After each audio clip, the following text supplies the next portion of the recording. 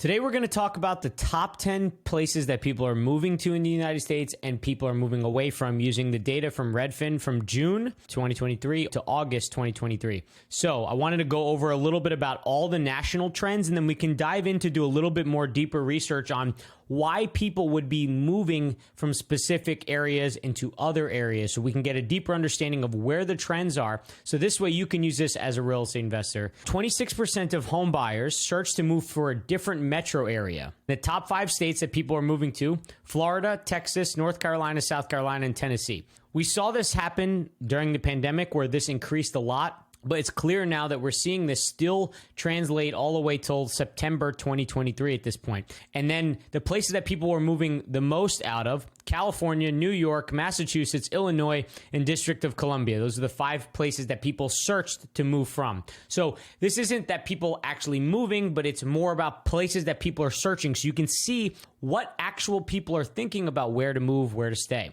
So this is like a heat map. It'll show each state so more than 1,000 people said that they were going to move out of Oregon. So blue is moving from and red is moving to. Florida was obviously the hottest. New York and California were obviously the coldest, meaning 41,000 people said to move out of California. 24,000 people said they'd move out of New York, and Florida had 29,000 people coming in. All the yellow states mean that either it was even or people were moving into that area. So as you can see on this map over here.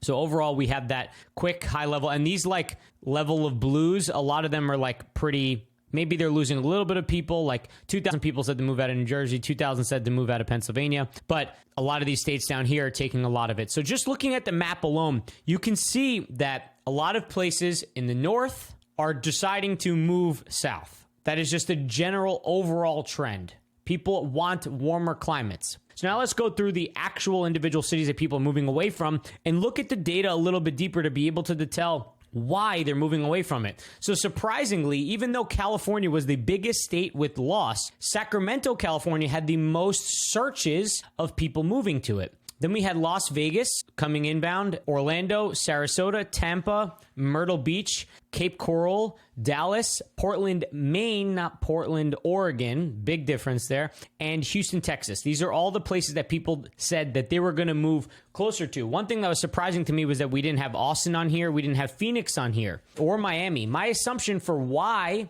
those 3 areas were not in the top 10 is because their home prices have skyrocketed. So let's look at the home price for each of these individual cities. So we'll go into each one, and I'm going to show you Sacramento. You can see that most people chose to say that they were going to move to Sacramento from San Francisco and California. That's why people were staying in Sacramento. So it's pretty clear now that the reason why people stayed in Sacramento is because they wanted to stay in the state, but in a cheaper location. This is my thought process of how I'm looking at this. Sacramento housing market is still very competitive because people are moving to it. So even when interest rates are high, but the median sales price is $490. Keep in mind all these median sales prices. I'm going to read them off to you because I already wrote them down. Vegas was $413. Okay. Orlando was $365. Sarasota was $535, one of the higher ones on the places of people moving to it. Tampa was $460. Myrtle Beach, $365. Cape Coral, $390. We have a rental property there. Dallas, $400. Portland, Maine, $550. And Houston, $300. So we can see that only 2 of these were in the 500s, and the rest were in the 300s or the 400s. If the median house price in the United States is around $430, that means most of these are right around the median or slightly below the median. Keep that in mind because we're going to revisit that. So let's go back to the areas that people were moving from. San Francisco, number 1. New York, number 2. I moved from New York to Austin, right? Los Angeles, California. Washington, D.C., Louisville, Kentucky. This one sticks out to me as a surprising one. Chicago, Illinois. Doesn't surprise me. Boston does not surprise me. Hartford does not really surprise me. Michigan surprises me a little bit. And Denver does not surprise me. Why are those areas not surprising me? San Francisco, New York, Los Angeles, D.C., Denver, Chicago, and Boston. Or let's just go with Boston. So those 6, remember we said on the low end, the home prices were at the basically $550 at the cap. Denver's median home price is $569,450. Then we'll move up to Boston. The median price is $760, $630. Washington, D.C. Los Angeles, $980. New York, $820. And San Francisco, $1.38 million. And it's gone up 6% in the last year. So what's my point here? One of the real reasons why I think a lot of people are looking to move to all these other areas is that the median house price is still significantly cheaper than where they live. And so people are looking to move to cheaper areas because they're trying to reduce their cost of living because the recession is hurting them. That's one takeaway where I would sit here and say that I think if you own properties in areas that are cheaper cost of living, then it's going to be good for you to own properties there because people are going to want to move there to save money. The second trend that I think I highlighted earlier was